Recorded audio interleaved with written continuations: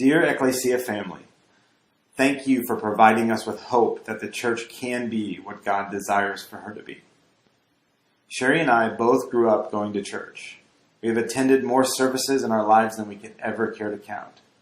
We've attended services that were boring, sitting in the back row, laughing with our friends, and getting yelled at by our parents after the service. Okay, that was me, not Sherry. We've attended services that were inspiring. We've attended church services that were weird, awkward, and even over-the-top bizarre. We've attended services in which the music was really bad, and others where the music gave us goosebumps as we sang about how great God is. And we served in pastoral ministry for several years where we led church services that covered all of these descriptions. But several years ago, we grew tired of going to church. We were exhausted by the thought of attending another church service. And for several years, we stopped going altogether because we simply longed to be part of a church community that cared much more deeply about being the church than about putting butts in the seats on a Sunday morning. We longed to be part of a community that deeply embraced the pursuit of what it means to be a follower of Jesus and of what it means to be a community of followers of Jesus. A year and a half ago, our friend Summer told us about Ekklesia, and she invited us to join her for a service.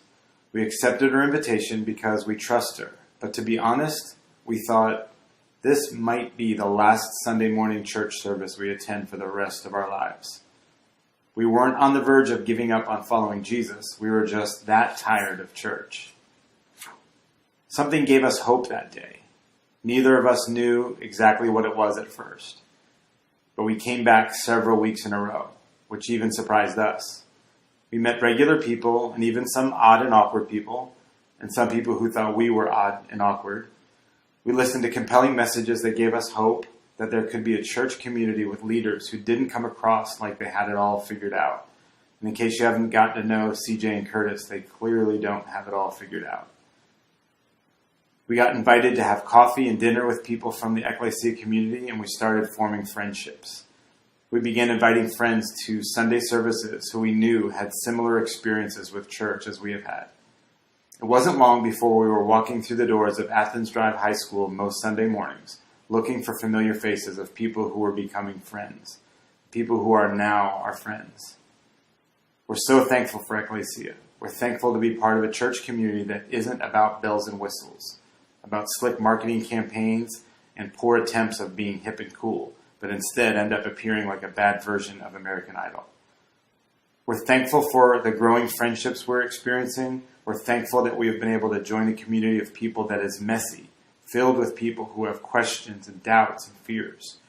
We're thankful to be part of a community where we can raise our daughter in an environment where she will be encouraged and empowered to lead. Because darn it, she's going to lead whether anyone likes it or not.